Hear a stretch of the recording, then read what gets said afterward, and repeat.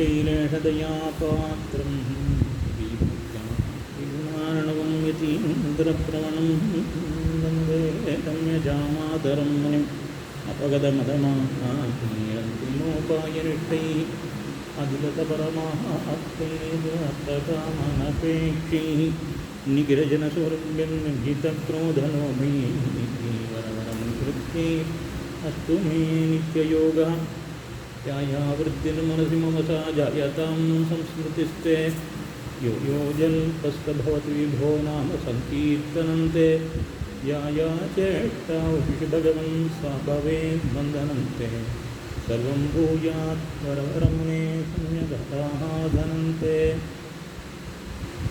ஸ்ரீவத்வேதபார்க்க வேதாந்தாச்சாரியரான உடைய திருக்குடியூர் கண்ணன் சுவாமியுடைய திருவடித்த அவர்களை வணங்கி முத்துண்டான கோபியாருடைய திருவிழா வணங்கி வரவரமுனி தினச்சரியா என்கிற தலைப்பிலே சில வார்த்தைகளை பெரியோருடைய நிவனாந்தமாக விண்ணப்பிக்க தொடங்குகிறேன். இந்த கோஷ்டியில் பாரணமானால் மத்த பிரத்யபர கஷ்யன் நாஸ்தி என்று அடியனை விட தாழ்ந்தவர்கள் யாரும் இல்லை. அடியன் ஏதோ மகத்து சொல்கிறதுக்காக வந்திருக்கதா நினைக்க வேண்டாம். ஏதோ போதையந்த பரஸ்பரம்னு சில விஷயங்களை பகிர்ந்து கொள்வதாக திருவள்ளும் பற்றி எவ்வளோ வேணும். சுவாமியுடைய கூடுகாலத்திலே சொல்வது என்பது அது வந்து நிவிகேத்துக்கு கிருபைன்னு சொல்லலாம் வழிய நம்முடைய ஒரு நினைவினால் நினைக்கக்கூடிய காரியம் அன்னு. சுவாமி நவாள மாமனிகள் சில பேர் வெளியில் கொண்டவர் இந்த பக்கம் உள்ள கூட சுவாமி நவாள மாமனிகள் பெரிய கோயிலே தரிசன நிர்வாகம் பண்ணி கொண்டிருந்த காலத்திலே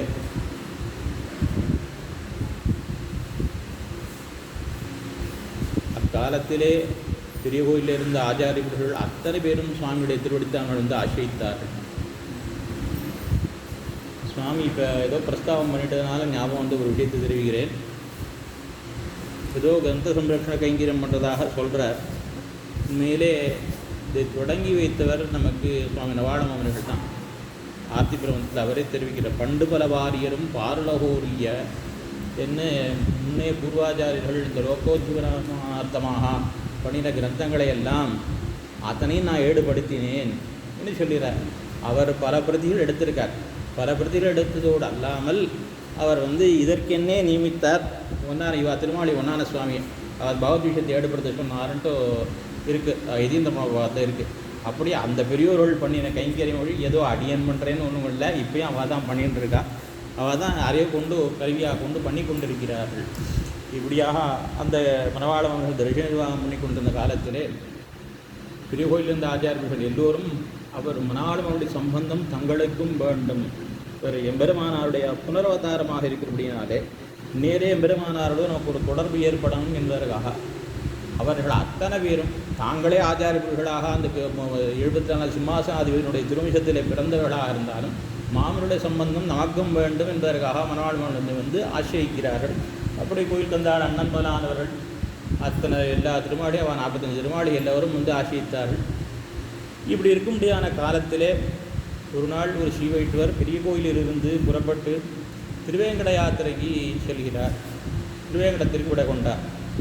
போகிற வழியில் சோழசிம்மபுரத்துக்கு பக்கத்திலே ஒரு கிராமம் எறும்பி என்கிற ஸ்ரீ அக்ரஹாரத்திலே அவர் அங்கே போயிருக்கிறவர்களால் அங்கே தங்கியிருக்கார். அங்கே அவங்க ஒரு பெரிய வித்வான் எழுந்தொழி இருந்தார். அவர் தான் தேவராஜாச்சாரியர். இந்த திருநாமம் சதுர்சாஸ்திரங்களிலும் கரகண்டவராக இருந்தார். அவர் வந்து இது சுவாமி ஒரு ஸ்ரீவைஷ்ணவன் வந்திருக்காருன்னு சொல்லிட்டு அவர் ஆதரித்து அவரிடத்துல வார்த்தை சொல்லி கொண்டிருந்த பொழுது பெரிய கோயில் ஏதாவது விஷயம் உண்டான்னு கேட்கிற பொழுது இங்கே மனவாள மாமனிகள் அழ்வாத்திலிருந்து பெரிய கோயிலுக்கு எழுந்தொழினார். இங்கே இருக்க எல்லா ஆச்சாரியர்களும் அவர் ஆசிரித்தார்கள். கோவில் தந்தாளன் முதலானவர்கள்லாம் ஆசிரித்தார்கள். மாமனிகளுடைய வைபவத்தை சொல்லி கொண்டிருக்கிறார். இதெல்லாம் கேட்டு இவருக்கு ரொம்ப ஆச்சரியமாக இருக்கிறது.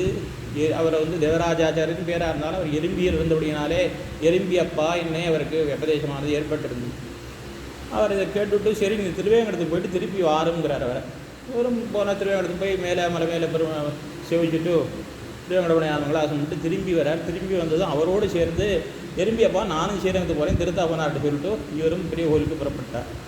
பெரிய கோயிலுக்கு வந்தார். சரி மனவாளவனை சேவிக்கணும். ரெண்டாவது அவர் திருக்காவரை தீர்த்தாமாடி பெருமாள் சேவித்து கோயில் கந்தாடன்னு இவருக்கு பந்துக்கள், இவருடைய நெருங்கிய பந்துக்கள் ஆகினால அவர் திருமாளிக்கு போய் அவரோடு சேர்ந்து மணவாளன் அவருடைய மட்டத்திற்கு, அந்த காலத்தில் பல்லவராயன் மட்டம்னு பேர், அந்த மட்டத்துக்கு எழுந்துருளினார். அங்கே போன பொழுது மணவாளன் சேவித்தார். அங்கே அவர் அன்னைய தினம் இவர் பெரிய வித்வான்கிறத அவர் உணர்ந்து கொண்டு விட்ட, பார்த்ததும் தெரிஞ்சு விட்டார் சுவாமி. அவரிடத்துல உயர்வரவை நலம் பிரவேசம் சிவப்பதிப்படிய அன்னைய தினம் சாதிக்கிறார். இதை கேட்டு ரொம்ப சந்தோஷப்படுறார். இவருக்கு ஏதோ தமிழ் தான் தெரியும்னு நினச்சோம், பெரிய வித்வானாக இருக்கிறார், சம்ஸ்கிருத சாஸ்திரங்களையும் கண்டு நன்னாக பரிசீலனம் பண்ணியிருக்காருன்னு அவர் நினச்சிக்கிறார். இரம்பியர் அப்பா நினச்சிட்டு அவர் என்ன சொல்கிறார், காலக்ஷேபம் பூர்த்தியாச்சு, மடத்தில் தீர்த்த பிரசாதங்களை ஸ்வீகாரம் பண்ணிக்கும்னு சொல்கிறார் மாமனிகள். ஆனால் அவர் என்ன பண்ணுறார், அவர் வந்து தர்க்கம், வியாக்கரணம், மீமாம்சை, வேதாந்தம், அது தர்மசாஸ்திரங்களையும் கரகண்டவர் இரம்பியரப்பா. அவருக்கு ஒரு சாஸ்திர வச்சனம் ஞாபகம் வந்தது. எத்யன்னம் எதி பாத்திரஸ்தம், அதாவது எத்யன்னம் எதி பாத்திரஸ்தம் எதினா பிரேஷிதம் செய்யது அன்னத்திரயம் நபோக்தவியம்னு சாமானிய சாஸ்திரத்தில் ஒரு வச்சனம் உண்டு. அதாவது சன்னியாசியினுடைய அன்னம், சன்னியாசியினுடைய பாத்திரத்தில் இருக்க அன்னம், அதாவது சன்னியாசி கொடுக்குற அன்னம், அவர் பாத்திரத்தை அவர் உண்டு மிகுந்த அன்னம், சன்னியாசி அனுப்பிச்சி வச்ச அன்னம், இது மூணையும் சாப்பிடக்கூடாது, சாப்பிட்டால் சாந்திராயண விரதத்தை தான் ஒட்டிக்கணும்னு சாமானிய சாஸ்திரங்களில் அது இவருக்கு நடவு வந்தது. இவர் சாஸ்திரங்களே பரிசீலனை பண்ணிட்டு இருந்ததுனால என்ன பண்ணிட்டார், அவர் தீர்த்த பிரசாதம் எதுவுமே ஸ்வீகரிச்சுக்காமல் புறப்பட்டு போயிட்டார், ஊருக்கு புறப்பட்டார். அவருக்கு அண்ணன் இவரிடத்தை போய் இந்த மடத்தை ஸ்வீகரிச்சுக்கிறாருங்கிறதே இவருக்கு சாஸ்திர விருத்தமாக இவருக்கு தோணி இருக்கவனத்தில் இவர் புறப்பட்டு போயிட்டார். நேராக ஊருக்கே போயிட்டார். ஊருக்கு போய் சேர்ந்த பிறகு அன்றைய தினம் தீர்த்தமாடி பெருமாள் திருவாரூர் மட்டத்துக்கும் போகிறார். அவருடைய திருவாரூர் பெருமாள் சக்கரவர்த்தி திருவனம். திருக்காப்பு நீக்கணும்னு பார்த்தால் கோயிலாழ்வார் திருக்காப்பு நீக்கவே முடியல. வெறும் பார்க்குறார், பலவிதமான உபாயங்களை இவ்வளோ கஷ்டப்பட்டு பார்க்குற, முயற்சி பண்ணி பார்க்குறார், திருக்காப்பை நீக்கவே முடியல. இத்தனை வருஷமாக திருவாரணம் பண்ணியிருக்கோம், இன்னும் நம்ம இப்போ ஒரு மாதம் ஊரில் இல்லை, இப்போ வந்தால் திருக்காப்பு நீக்க முடியலையே, இவருக்கு ஆச்சரியமாக இருக்குது. ரொம்ப வருத்தத்தோடு அன்றைக்கி தினம் அமல் செய்யாமலே சயனித்து கொண்டு விட்டார். அவருடைய சொப்பனத்தில் சக்கரவர்த்தி மகன் எழுந்தொழி, நமக்கு 6 உயிராய் உலகுக்கு 1 உயிரான நவாள மாமனிடத்தில் நீர் அபச்சாரப்பட்டு விட்டீர். அவர்களுக்கு யாரோ ஒரு சன்னியாசின்னு நினச்சிட்டீர், அப்படி கிடையாது. சாட்சாத்து திருவனந்தாழ்வான் தான் முதல்ல லக்ஷ்மணனாக தோன்றினான், பிறகு எம்பெருமானாராக அவதரித்தான். அதே நம்முடைய திருவனந்தாழ்வான் தான் நம்ம பக்கத்தில் இருக்கான இந்த லக்ஷ்மண இளையபெருமான், இவன் தான் மணவாள மாமனிகாக திருவதாரம் பண்ணியிருக்கான். அதை உணராவன் நீர் அவரிடத்திலே அபச்சாரப்பட்டு வந்தபடினாலே நாம் இனிமேல் முகையால் திருவாரணம் கொள்ள மாட்டேன். நீர் புறப்பட்டு உடனே ஸ்ரீரங்கத்துக்கு போய் அவரிடத்தில் அபச்சாரக்ஷாமணம் வாங்கிண்டு அவர் ஆசைத்து அவரிடத்தை திருவள்ளச்சனை பெற்றுண்டு அவருடைய சம்பந்தம் பெற்றால் தான் முகையால் நான் திருவாரந்தம் பெற்றுப்பேன் என்று சொல்ல ஒரு பதவிடிச்சு எழுந்துட்டு பக்கத்தில் இருக்க வாழ்க்கை தான் சொன்னார். சொல்லிவிட்டு அங்கேருந்து புறப்பட்டு திரும்பி புறப்பட்டு பெரிய கோவிலுக்கு வந்து திருக்கால் நீராடி வரார். அந்த பிறகு மணவாள மாமனிகளை சேவிக்க வர பொழுது மாமனிகள் அப்படி தான் பெரிய பெருமானங்களை ஆசாசனத்துக்காக புறப்படுகிறார். வந்து இவரது தண்டம் சமர்ப்பித்து வேதத்தை மரம் போலே திருவடிகள் விழுந்து அபராதக்ஷாமம் பண்ணி கொண்டு நடந்ததெல்லாம் சொல்லி மன்னிப்பு கேட்டு திருவிழா ஆசைக்கணும் விரும்புகிறார். அப்புறம் மறுநாளே அவருக்கு பஞ்சசம்ஸ்காரங்களை பண்ணி வைக்கிறார் சுவாமி. அதன் பிறகு கூடவே இருந்து கலார்த்தங்களையும் அவர் ரத்திலே பெற்று அதன் பிறகு திருத்தகப்பனார் அழைத்தார் என்று திரும்பவும் ஊருக்கு மணவாளங்களே அனுப்பி வச்சிடறார். அவர் ஊருக்கு போய்ட்றார் எதிர்பிக்கு. அங்கே போன பிறகு இவரால் இந்த மணவாளமாவனுடைய பிரிவை பொறுக்க முடியல. பெருமானை காட்டி கொடுத்தபடினாலே இந்த மணவாளமாவனிடத்தே இவர் மிகுந்த ஈடுபாடு உண்டாயிடுச்சு. 4 மணியும் பொழுது வண்ணமாக அந்த மணவாளமாவன் திருவடியிலேயே ஈடுபட்டிருக்கார். எப்பொழுதும் அவருக்கு மணவாளமாவன் இருந்ததும் மற்றொரு நினைவே கிடையாது, அப்படி ஆயிடுச்சு. அந்த காலத்தில் அவர் பொழுது போக்குறது எப்படி பொழுதுப்பார், மணவாளமாவன் விஷயமான ஒரு பெரிய வித்வான் எப்படி பொழுது போக்கார். மணவாளமாவன் விஷயமான காவியத்தை ஏற்றினார். மணவாளமாவன் விஷயமாக சதகம் பண்ணினார், பெரிய காவியம் பண்ணினார். சதகம்னா 100 ஸ்லோகம் சதகம் பண்ணினார். அப்புறம் சம்பு கத்திய பத்தியமை காட்சி சம்புரித்து அபிதீயத்தே, அதாவது கத்தியமும் பத்தியமும் கலந்தது சம்பு. கத்தியம்னா உரைநடை, பத்தியம்னா செய்யுள். உரைநடையும் செய்யுளும் கலந்து ஒரு கிரந்தம் பண்ணினார். செய்யுளாவே கிரந்தம் பண்ணினார். நாடகம் பண்ணி இப்படியா பல கிரந்தங்களை பண்ணினார். ஆனால் நாம் பண்ணின பாப்போம் அவர் பண்ணின கிரந்தங்கள் பெரும்பாலும் எல்லாமே இப்போ எதுவுமே கிடைக்கல, ஒரு ஓலையும் கிடைக்கல. கிடைச்சது 2 தான் கிடைச்சிருக்கு நமக்கு. இந்த வரவர்மணி தினச்சரியாகவும் விலக்ஷண மோட்சாதிகாரியிடையும் இதுதான் கிடச்சிருக்கு. அடி எனக்கு தெரிஞ்சு மீதி எல்லாம் கிடைக்கல. அதே இது சதகம் கிடச்சிருக்கு. அதை தவிர இன்னொரு கிரந்தம் உண்டு, வரவர முனி சம்பூவில் இது கிடைக்கல. இதே மாதிரி வேறு யாரோ ஒருத்தர் பண்ணியிருக்கா பிற்காலத்து, அது கிடச்சிருக்கு. இதே பேரில் இன்னொருத்தர் பண்ணியிருக்கா, அது கிடச்சிருக்கு. ஆனால் இவரது கிடைக்கல. இப்படியாக இந்த கிரந்தங்களிலே அவர் இதெல்லாம் பண்ணின பிறகு இத்தனையும் பண்ணி அவருக்கு திருப்தி ஏற்பட இன்னும் மனவாளமொழியில் நினைத்து கொண்டிருக்கார். அப்போ அவருக்கு ஒரு வாக்கியம் ஞாபகம் வருது, சாஸ்திரத்தை குரோர வார்த்தாஷ்ட கதையேத்துன்னு. அது ஞாபகம் வந்ததும் சரி, அவருடைய நித்தியானுஷ்டானங்கள் மனவாளமொழி நித்தியம் என்ன அனுஷ்டானங்களை கை கொண்டிருக்கார், இப்படியெல்லாம் தினச்சரியா தினந்தோறும் செய்யக்கூடிய செயல்கள் அதெல்லாம் சொல்லணும்னு சொல்லிட்டு அது அப்புறம்தான் பண்ணிடுது இந்த வரவரமுனி தினச்சரியா என்கிற இந்த கிரந்தம். மனவாளமொழி விஷயமாக எத்தனையோ கிரந்தங்கள் இருக்குது. அதாவது மனவாளமொழி விஷயமாக பல பிரபந்தங்கள் இருக்குது. நமக்கு அதிகமாக பரிச்சயம் இல்லாமல் இருக்கலாம், நமக்கு தெரிஞ்சது சிறிது இருக்குது. மாமனிகள் விஷயமாக அமரநாதிபிரான், மாமனிகள் விஷயமாக கன்னியூர் சிறுத்தாம்பு, நான் ஆழ்வார் பண்ணின கன்னியூர் சிறுத்தாம்பு அமரநாதிபிரான் சொல்லலை. மனவாளமொழி விஷயமாகவே கன்னியூர் சிறுத்தாம்பு உண்டு, அமரநாதிபிரான் உண்டு, சம்பிரதாய சந்திரிகை உண்டு, ஸ்ரீசைல வைபவம் உண்டு. இதெல்லாம் தவிரவும் இராமானுஷ நூற்றந்தாதி போல் மாமனிகள் விஷயமாக நூற்றந்தாதி 3 பேர் பண்ணியிருக்கா. எனக்கு தெரிஞ்சு இன்னும் பல பேர் பண்ணியிருக்கலாம், தெரியாது. இப்படியாக எம்பெருமானாரை பற்றி அவதரித்த கிரந்தங்களை காட்டிலும் மனவாளமாவன் விஷயமான கிரந்தங்கள் அதிகம். அப்படிப்பட்ட கிரந்தங்களிலே வைத்துக்கொண்டு பார்த்தோமே ஆனால் எல்லாத்துக்கும் ஏற்றம் உண்டு. ஆனால் தினச்சரியாவுக்கு ரொம்ப ஏற்றம் உண்டு. இவருடைய பிரபந்தங்கள் மற்றதுக்கெல்லாம் இன்னும் குறவுண்டுன்னு அர்த்தம் கிடையாது. ஆனால் இவர் பிரபந்தங்கள் எத்தை சொன்னாலும் கூட அதற்கு சிறப்பு உண்டு. நான் பார்த்துருக்கோம் பிரதிவாதி பயங்கர அண்ணாவோட வைபவம் கேள்விப்பட்டிருப்பேன் நீங்கள் எல்லாரும். பிரதிவாதி பயங்கரம் அண்ணா திருமலையில் எழுந்தொழியிருந்தார். திருமலையில் திருவேங்கடத்தில் அவர் தீர்த்த கைங்கரி நித்தியப்படி ஆகாச கங்கையிலிருந்து தீர்த்தம் கொண்டு வந்து திருவேங்கட சன்னி திருவாராதனத்துக்கு தீர்த்தம் சமர்ப்பிக்கிற கைங்கரியத்தை பண்ணி கொண்டிருந்தார். அப்படி இருக்கிற பொழுது ஒரு நாள் பெரிய கோயிலிலிருந்து ஒரு சீவைத்தவர் திருவேங்கடத்திற்கு வந்தார். அவரிடத்த பெரிய கோயில் விசேஷங்கள் என்னன்னு கேட்டார். அப்போ மனவாளமாமனிகள் அவருடைய பெருமையெல்லாம் சொல்கிறார். அதை கேட்டால் மறுநாளும் அவர் அன்றைக்கி தான் அங்கே தங்கியிருக்கார். மறுநாள் 2 பேரும் சேர்ந்து ஆகாசங்கங்கைக்கு போகிறார்கள். தீர்த்தாமாடி தீர்த்தத்தை கொண்டு அவர் சந்நிதிக்கே அவர் என்ன பண்ணார், தீர்த்தத்தை கொண்டு வந்ததும் நித்தியப்படி தீர்த்த பரிமளெலாம் சேர்த்து சந்நிதியில் கொண்டு போய் சமர்ப்பிக்கிறது வழக்கம். அன்றைய தினம் அவர் இவரிடத்தில் பேசிகிட்டே இருந்த மனவாள வைபவத்தையே பேசிகிட்டு இருந்த வேறு சமயத்துக்கு திருவாரத்துக்கு தீர்த்தம் கொண்டு போகிறதுக்கு மறந்து போயிட்டார். கொண்டு வந்த தீர்த்தத்தை வச்சுட்டு மாமல் வைபவத்தையே கேட்டுருக்கார். சன்னிதிலேருந்து ஒரு கைங்கரி வேற ஓடி வந்தார். என்னங்கானோ நீ சமய விளம்பரம் ஏற்பட்டு போச்சு, நாழியை எடுத்து திருவாரணத்துக்கு இன்னமும் நீ தீர்த்தத்தை கொண்டாடலையே அப்படின்னு சொல்லிட்டு குடத்தை எடுத்துன்னு ஓடி போயிட்டார் அவர் வேகமாக சன்னிதி. இவர் ஐயோ நம்ம தீர்த்த பரிமளவே சேர்க்கலையே. உடனே இவர் ஏலம் பச்சை கற்பூரம் குங்குமப்பூ எல்லாத்தையும் இது பண்ணிட்டு வெள்ளி வட்டியில் எடுத்துகிட்டு போகிறார். போனால் திருவாரம் தொடங்கி திருவாரம் நடந்துட்டு திருவாரம் முடிஞ்ச பிறகு அர்ச்சகர் சொன்னாராம், இத்தனை நாளை விட இன்னைக்கு தான் தீர்த்தத்தில் பரிமளம் ரொம்ப அதிகமாக இருக்குது, ருச்சியும் அதிகமாக தெரியுது நித்தியப்படியை விட தீர்த்தம்னாராம். இப்போ நான் சேர்க்கவே இல்லை எதுவும். எனக்கு மனவாளமன் வைபம் தான் கேட்டேன். மனவாளமாவன் வைபத்தை சொல்ல கேட்டு அந்த தீர்த்தத்தை கூட ருச்சியாதிக்கும் பரிமளாதிக்கும் ஏற்படும். ஆனால் எவ்வளோ ஏத்தம் பெற்றவர் வந்து அப்போ உணர்ந்துட்டு நாம் இப்போவே போய் அவரை ஆசிரியக்கணும்னு வந்தாராம். அப்படி மனவாளமான விஷயமான எந்த பிரபந்தத்தை சொன்னாலும் அதற்கு ஏத்தம் உண்டு இருந்தாலும் இதுக்கு மாத்திரம் விசேஷித்து பெரியவர்கள் இது ரொம்ப கொண்டாடியிருக்கா. இதை பங்கி பாவனம் என்று சொல்லி தத்தியாராதன வேளைகளிலே மட்டங்களிலேயும் சரி திருமாளிகையிலையும் சரி எல்லாரும் அமுது செய்கிற சமயத்தில் பல பேர் சேர்ந்து கோட்டியாக அமுது செய்கிற பொழுதோ ஞானாவிட்டான சம்பன்னர்களான பெரியவர்களும் இருப்பா, அடியான போன பாப்பியோடையும் சில பேர் இருப்பா. யாராவது சில பேர் கலந்துவிட்டா என்ன ஆகிடும், அந்த கோட்டி பங்கிக்கு ஒரு தோஷம் ஏற்பட்டுவிடும். அந்த தோஷத்தையும் கூட போக்க வல்லது எதுன்னா இந்த தினச்சரியா அந்த சமயத்தை அனுசந்தானம் பண்ணணும். ஞானத்தாரையும் அனுஷ்டானத்தாரையும் குறைந்தவர்கள் ஏதோ சில பாப்பங்கள் ரகசியமாக பாப்பம் பண்ணவா யாராவது இருந்தால் கூட அந்த பங்கியாவா கலந்துட்டா கூட அதனால் ஒரு விதமான தோஷம் தட்டாதபடியாக பண்ணக்கூடிய ஏற்ற எதுக்கு உண்டுன்னா மாமனு விஷயமான இந்த தினச்சரியாவை இதை அனுசந்தானம் பண்ணினால் அது பங்கி பாவனின்னு பேர். இயம்ஹி தினச்சரியா பங்கி மனவாள மாமனிகளே பங்கி பாவனர். அவர் விஷயமான இந்த தினச்சரியும் பங்கி பாவனமாக இருக்கிறது. இந்த பெரியவர்கள்லாம் இதை ரொம்பவும் கொண்டாடி இருக்கிறார்கள். அதனால தான் இப்போ மாமனு விஷயமாக ஏதாவது சொல்லணும்னா அடியன் தெரிஞ்சு தினச்சரியா தான் ரொம்ப உத்கிருஷ்டமான கந்தமாக இருக்குது. அடியன் சொல்கிற தகுதியோ இருக்கோ இல்லையோ அது சொன்னால் நமக்கும் சத்தை உண்டாகும். சொருப சத்தை கேட்குறவாளுக்கும் நமக்கு எல்லோருக்குமே அது பிரயோஜனவத்தாக இருக்கிறபடினாலே அதையே விண்ணப்பிக்கிறேன் என்று தெரிவித்தேன்.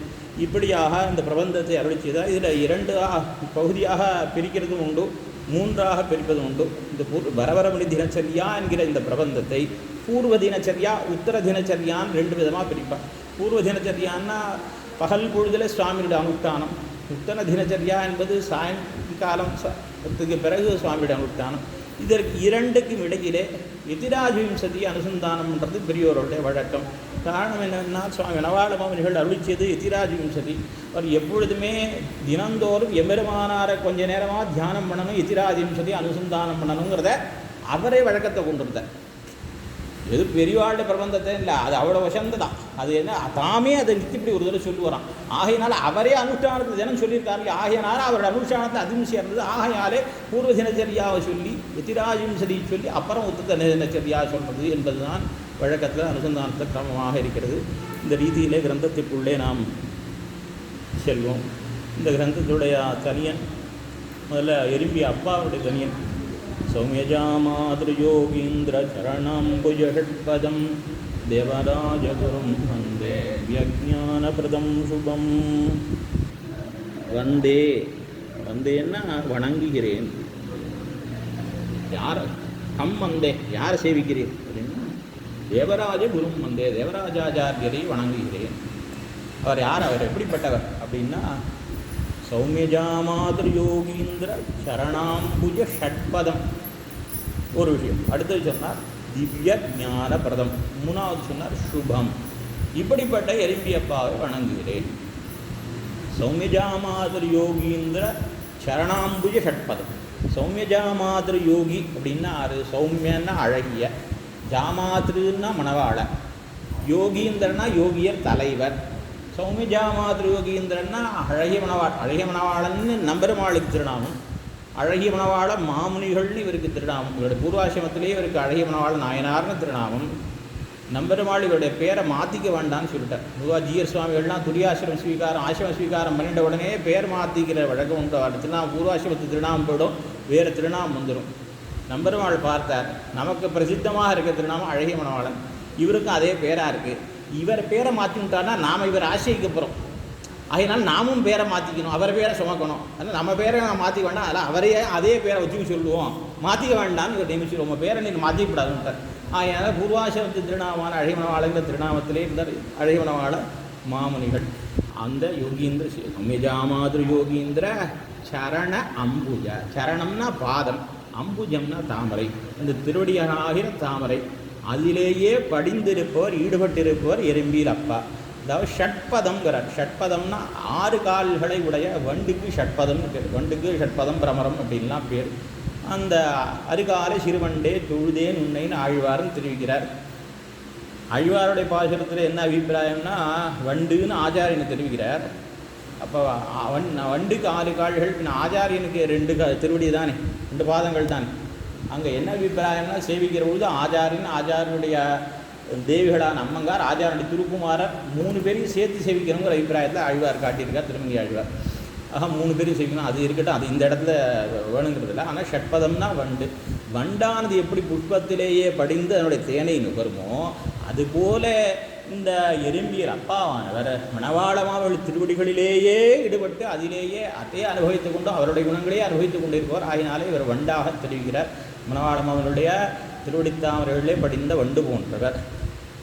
சுபம், அதாவது க்ஷேமத்தை தரக்கூடியவர், அவரே சோபிப்பவர். மேலே திவ்ய ஞான பிரதம், திவ்யமான ஞானத்தை கொடுக்கக்கூடியவர். அவர் என்ன ஞானத்தை கொடுப்பார்? பிரதம்னா பிரதகா, கொடுக்கிறவர். ததாதி கொடுக்கிறவர், அதனால் பிரதகா பிரதம் கொடுக்கிறவர். என்ன ஞானத்தை கொடுப்பார் என்னால் யஸ்மாத் ததுபதேஷ்டாத் சௌ தஸ்மாத்து குருதரா குரு. ஆச்சாரியன் எம்பெருமான காட்டி தருகிறான். ஆகையினால எம்பெருமான காட்டிலும் வசந்தவன். ஆகையினால ஆச்சாரியான மாமுனிகளே உயர்ந்தவர்னு காட்டி கொடுக்கிறவர்.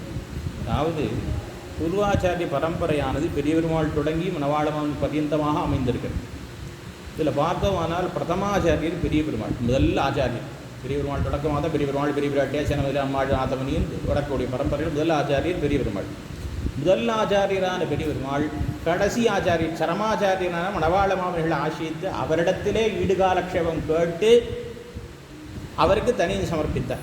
ஆகினாலே முதல் ஆச்சாரியரே கடைசி ஆச்சாரியருக்கு சிஷ்யனாக போயிட்டு அப்படின்னாலே பிரதமாச்சாரியரான பெரிய பெருமாளுக்கும் ஆச்சாரியராக போன அப்படின்னாலே மணவாள மாமனிகள் பரமாச்சாரியராக, பரமாச்சாரியர்னா இதுக்கு மேல் இல்லை என்னும்படியான ஆச்சாரியர். பரமஹான்னா பரோமா யஸ்மாத் சஹா பரமா, எவனை காட்டிலும் மேம்பட்டவன் இல்லையோ அவனுக்கு பரமன்னு பேர். இங்கே பரமாச்சாரியனா எந்த ஆச்சாரியரை காட்டிலும் மேம்பட்டவர் இல்லையோ அந்த ஆச்சாரியருக்கு தான் பரமாச்சாரியம் பேர். மணவாளமாவர்களை ஒப்பார் உலகிலும் உம்பரூரிலும் இல்லைன்னு ஒரு ஆசிரம் உண்டு. அப்படியாக அந்த பெரியவருமாளிக்கு ஆச்சாரியராகி இவரே பரமாச்சாரியர், எல்லோரையும் காட்டிலும் மேம்பட்டவராக இருக்கிறவர். அப்படிப்பட்ட அவரிடத்தில் அஷிங்கோளுங்கிற ஞானத்தை, அவர்தான் சேஷிங்கிற ஞானத்தை கொடுக்கக்கூடியவராக இருக்கிறவர். யார்? எறும்பியில் அப்பா. திவ்ய ஞான பிரதம்னா பிரம்ம ஞானத்தை, உயர்ந்த பிரம்ம ஞானத்தை கொடுக்கக்கூடியவருங்கிறார். உயர்ந்த பிரம்ம ஞானத்தை கொடுக்கக்கூடியவர்னா பிரம்மம் எது? பிரம்மம்னா பெருசுன்னு அர்த்தம். பெருசுன்னா எது பெருசு? எம்பெருமானை விடவே பெரியவராருன்னா ஆச்சாரியனான நவாழவங்கள், அவரை பற்றி ஞானத்தை கொடுக்கக்கூடியவர். அவர் கொடுக்கக்கூடிய ஞானம்னு எது கொடுப்பார்? எறும்பி அப்பா உபதேசம் பண்ணுறாருன்னா என்ன உபதேசம் பண்ணுவார்? இதுதான் உபதேசம் பண்ணுவார். விடாய் பிறந்த போது கரஸ்தமான உதகத்தை உபேட்சித்து ஜீமூத ஜலத்தையும் சாகர சரீரத்தையும் சரீத் சரீரத்தையும் வாபி கூப்ப பயசுக்களையும் வாஞ்சிக்க கடவனத்தான் சொன்ன. தாகம் எடுத்தது கேட்டேன். இந்த ஸ்ரீராம் சுவாமி தீர்த்தம் தோறும் கொடுத்தார். நான் வண்டான் கீழே கூட்டிகிட்டு நான் போய் ஆகாசத்தில் மேகம் எப்போ மழை பெய்யுதுன்னு பார்த்துட்டு என்ன இருக்கு கையில் கொடுக்குறது வேண்டான்னு அது சுலபமாக கிடைக்கிறதுங்கிறதுக்காகவே ஒரு பொருளை, சுலபமாக கிடைக்கிற பொருளை நம்ம மதிக்க மாட்டோம். லோகத்தை பொதுவாக சுலபமாக எந்த வஸ்து கிடைச்சாலும் அதை மதிக்க மாட்டோம். சுலபமாக கிடைக்கிறதுக்கு வேண்டான்னு சொல்லிட்டோம். மேகத்தை பார்த்துருந்தீங்கன்னா சாதக பட்சி போல் மேகத்தை பார்த்துருந்தா எப்போ மழை பெய்யுது. ஜீமூத ஜலத்தையும் சாகர சலீரத்தையும், கடலில் இருக்கிற ஜலம் எப்படி இருக்கும்? உப்பு கரிக்கும். அது பயன்படாது. சாகர சலீரத்தையும் சரீத் சலீரத்தையும் வாபி கூப்ப பயசுக்களையும் வாஞ்சிக்க கிடக்கும். நல்ல, அதாவது காட்டாறு பெருகி வர்றது சரித் சலீலம். சரித்துன்னா ஆறு. சரித் சலீலம், சலீலம்னா தீர்த்தம் ஜலம். ஜீமூத ஜலம்னா மேகத்திலிருந்து கிடைக்கக்கூடிய ஜலம். சாகர சலீலம்னா கடல்லேருந்து கிடைக்கக்கூடிய தண்ணீர். அதே மாதிரி சரித் சலீலம்னா ஆற்று நீர். அது காவேரி ஆற்றுல ஐப்பசி மாதம் வெள்ளம் பெருக்கெடுத்து ஓடுறதுன்னா இன்றைக்கி தீர்த்தமே இல்லை, வத்தி கிடக்கிற நாளில் போனால் என்ன பண்ணுறது? கிடைக்காது, பிரயோஜனம் இல்லை. அதே போல் கூப்பம், கிணறு. எனக்கு இப்போ தீர்த்தம் வேணும்னா எனக்கு கிணற இங்கே பூமியை கெல்லி கிணற தோணுன்னா, கிணற விட்டுன்னா கிடைக்குமா? உடனே கிடைக்காது. தாகம் எடுத்த போது கிடைக்காது. இது அதுபோலே நமக்கு ஜீமூத்த ஜலம்னா பரமத்தில் இருக்கிற எம்பெருமான் பரவாசுதேவன். அந்த பரவாசுதேவன் நமக்கு உத்தேச நல்லன். அதே மாதிரி சாகர சலீலம்னு சொன்னால் திருப்பார்கடலில் இருக்கக்கூடியதான க்ஷீராப்திநாதன், அவன் நமக்கு உத்தேசம் அல்லன். பரமதநாதன் பரநிலையில் இருக்கக்கூடிய அவன் நமக்கு உத்தேசம் அல்லன். க்ஷீராப்திநாதன் வியூகவாசுதேவன் நமக்கு உத்தேசம் அல்லன். காற்றாற்று வெள்ளம் போல என்னைக்கோ ஒரு நாள் மழை பெறிஞ்சு ஜலம் வர்ற மாதிரி என்னைக்கோ ஒரு நாள் எம்பெருமான் விபவாவதாரம் பண்ணுவான். அந்த எம்பெருமான் நமக்கு உத்தேசம் கிடையாது. நமக்கு உள்ளேயே இருக்கா எம்பெருமான். என்ன உள்ளே இருக்கான்? நம்ம இப்போ கண்ணால் பார்க்க முடியுமோ? அதாவது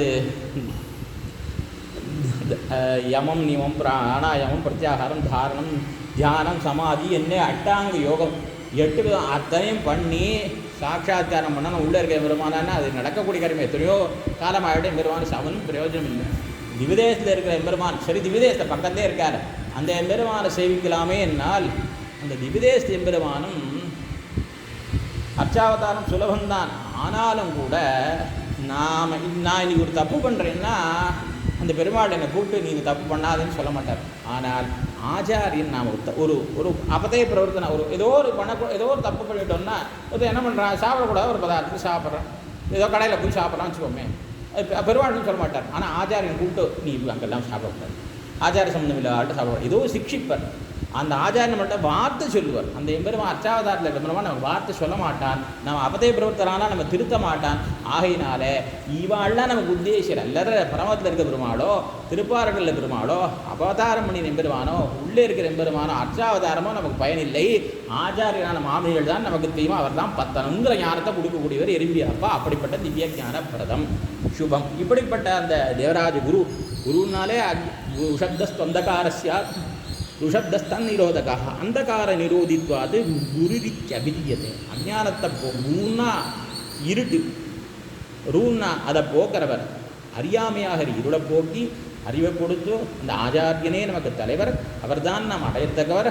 அவர் அடையத்தற்கும் அவருடைய திருடுத்தாவளை உபாயம் என்கிற ஞானத்தை கொடுக்கக்கூடியவர். அப்படிப்பட்டவரான அந்த எலும்பீரப்பா அவரை சேவிக்கிறேன் என்று அந்த தனியனுக்கு அர்த்தம். மேலே கிரந்தத்திற்குள்ளே போவோம். இதில் முதல் ஸ்லோகம். அங்கே கவேர கண்யாயாஸ்துங்கே புவனமங்களே அங்கேதாம்னி சுகாசீனம் வந்தே வரவரம் முனிம். அதாவது பற்பல சாஸ்திர வச்சனங்களை எல்லாம் சிந்தித்து பார்க்கிறார் எறும்பீரப்பா. அதில் சாட்சான் நாராயணோ தேவா கிருத்வா மத்தியமயீம் தரும் மக்னான் உத்தரத்தே லோகான் காருண்யாட்சாஸ்திரபாணினான். சாட்சாத் எம்பெருமான், சர்வேஸ்வரனான எம்பெருமான் இந்த லோகத்தில் இருக்கிறவர்களெல்லாம் திருந்த வேண்டும் என்பதற்காக மனித உருவை எடுத்துக்கொண்டு சாஸ்திரமான கையை கொண்டு இவர்களை இந்த சம்சார கடலில் மூழ்கி இருக்கக்கூடிய இந்த ஜனங்களை கரை சேர்ப்பதற்காக, யாத்திரத்தை கொண்டு கரை சேர்ப்பதற்காக ஆச்சாரியனாக அவதாரம் பண்ணுகிறான் என்று ஒரு பிரமாண வச்சனம். அது போன்ற வச்சனங்களை எல்லாம் பார்க்கிறார். அந்த வச்சனங்கள்லாம் ஒரு சாஸ்திர வாக்கியம் என்ன சொல்றது? சாட்சான் நாராயணோ யசா குரோர் நாம சதா ஜபே. ஆச்சாரியனுடைய திருநாமத்தை எப்பொழுதும் ஜபிக்கணும், அவருடைய திருநாமத்தையே சொல்லணும். அது அதீனச்ச வர்த்தையதா, அவருக்கு வசப்பட்டு இருக்கணும். ஆச்சாரிய ஒரு வார்த்தை சொன்னால் இல்லை நீ சொல்கிற நான் கேட்க முடியாது அப்படின்னு சொல்லக்கூடாது. அவர் என்ன சொல்கிறா அப்படியே ஆட்டம் அப்படியே இருக்கேன்னு சொல்லி அவருக்கு வசப்பட்டு இருக்கணும். குர்வீத பரமாம் பக்தி, அவரிடத்த மேலான பக்தியை செலுத்த வேண்டும். தத் பிரியவத்சலா, அவருக்கு எதில் ஈடுபாடோ அதில் நாம் ஈடுபாடு கொள்ளும். ஆச்சாரிய ருச்சி பரிகிரகீதமான அர்த்தமே நமக்கும் உத்தேசம்னு இருக்கும். இதை புரியணும்னா, இந்த காலத்தில் எம்பெருமானார் காலத்தில் ஒரு அம்மையார் இருந்தாள், ராஜகுலத்தில் பிறந்தவள். அவளுக்கு திரிபுராதேவியார்னு பேர். நம்ம என்ன பண்ணாலாம், அவளிடத்துல போய் சில பேர்லாம் கேட்குறான், ஏமா நீங்கள்லாம் பெருமாளை தவிர்த்து வேறு எந்த தெய்வத்தையும் சேவிக்கிறது இல்லை, பிரமாணங்கள்லாம் எம்பெருமான் தான் சிவன் நாராயணன் தான் மேலான தெய்வம்னு சொல்கிறதுனால நீங்கள் சேவிக்கிறது இல்லையான்னு கேட்டான். அப்படின்லாம் ஒன்றும் இல்லை, எங்கள் ஆச்சாரியர் எம்பெருமானார் அவர் இந்த பழம்பத்து மூலையில் ஈன்னு ஒரு தேவதை உண்டு, அந்த தேவதையை சேவி அப்படின்னு சொல்லிட்டா நான் சேவிப்பேன், அவர் சேவிச்சுட்டா நான் சேவிப்பேன். எனக்கு எது தெரியுமா பிரமாணம்? எங்கள் ஆச்சாரியர் எதை செய்கிறாரோ அதுதான் பிரமாணம். எங்கள் ஆச்சாரியருடைய அனுஷ்டானம் மட்டும்தான் எனக்கு பிரமாணம். எங்கள் எம்பெருமானார் இந்த பழம்பத்து மூலையில் இருக்க தெய்வத்தை சேவிச்சார்னா நானும் சேவிப்பேன்னு சொல்லி. பழம்பத்து மூலைன்னா அதாவது வடகிழக்கு மூலை, அதுக்குன்னு காடிச்சால் மூலைன்னு பேர். இந்த காடிச்சால் மூலைக்குன்னு ஒரு தேவதை உண்டு, ருத்ரன். அவனை எங்கள் எம்பெருமானை சேவிச்சா நானும் சேவிப்பேன் அப்படின்னா என்ன அர்த்தம்?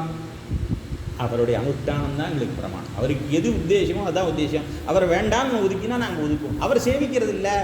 ஆனைக்கா மழை பெஞ்ச பொழுது பெருமாள் கிழக்க எழுதுவார். முன்னெல்லாம் உத்தமசீல விரலும் கூட எழுதுவாராம் நம்பெருமாள். கிழக்கு எழுற பொழுது ஒரு சமயம் மழை தூர ஆரம்பிச்சுடுத்தோ, ஆனைக்கா கோயிலுக்குள்ளார பெருமாள் என்ன பண்ணிட்டான், பெருமாளா மழையில் நினைஞ்சுட்டே தான் நின்ன. பெருமானார் உள்ள போகலாம், அவளை கூப்பிட்டாலாம், உங்கள் பெருமாளே வந்துட்டாரே, உங்கள் பெருமாளே உங்கள் பெருமாள் அவர், அவர் எங்கே வேணால் போகலாம், உலகமே அவரது, அவர் எங்கே வேணால் போவா. ஆனால் பத்னியானவள் பர்த்தாவுடைய இடத்த விட்டுட்டு இன்னொருத்தரோட இடுப்பு எடுத்து போக முடியாது, ஆகையால் நான் வர முடியாதுண்ணா. அதுபோல் எங்கள் சுவாமி எதை அனுஷ்டானம் கை கொள்கிறாரோ அதுதான் எங்களுக்கும் கை கொள்ள தகுந்தது. அதுபோல் ஆச்சாரியன் எது பிரியமானதோ அதையே நாம் பின்பற்ற வேண்டும்னு இந்த வச்சனம் சொல்கிறது.